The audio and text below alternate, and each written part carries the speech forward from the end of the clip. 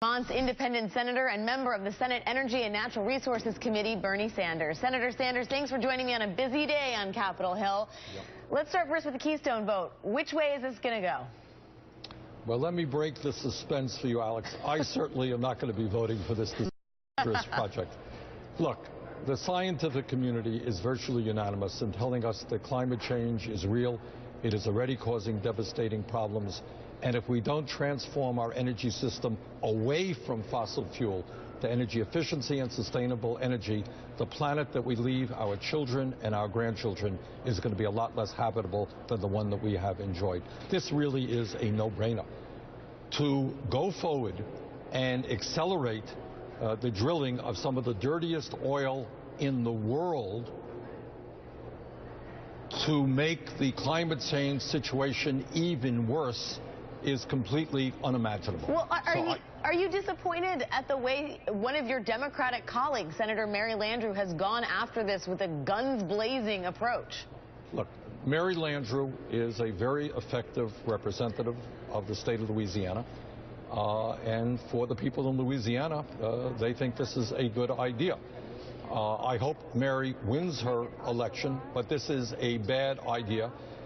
If by some chance there are 60 votes to pass this today, I hope very much the president will defeat it, will veto it. And the other point I would make, Alex, there's a lot of discussion about this being a quote-unquote jobs program. We desperately need a federal jobs program. This ain't it. This is 50 permanent jobs and several thousand two-year or less construction jobs. What we need to do is create millions of decent-paying jobs, rebuilding our crumbling infrastructure, our bridges and our roads. That's what we need to do, not this Keystone XL pipeline. Senator Sanders, it remains a question as to whether the president will veto this if it actually does gain passage in the Senate. And some folks are saying, listen, there is a raft of really meaningful, important, environmentally friendly legislation or rules coming down from the EPA. Republicans have control of the upper chamber. They will try and unwind all of that progress. Shouldn't the president use leverage with the Keystone to ensure that Republicans stand down on the EPA regulations? Wouldn't that be in great service to the environment a better move for him? Alex, I think people who think that way are pretty naive. As I hope you know and the viewers know, the Republicans have cast hundreds and hundreds of filibusters in the last 6 years against all kinds of legislation that will protect working people and the environment.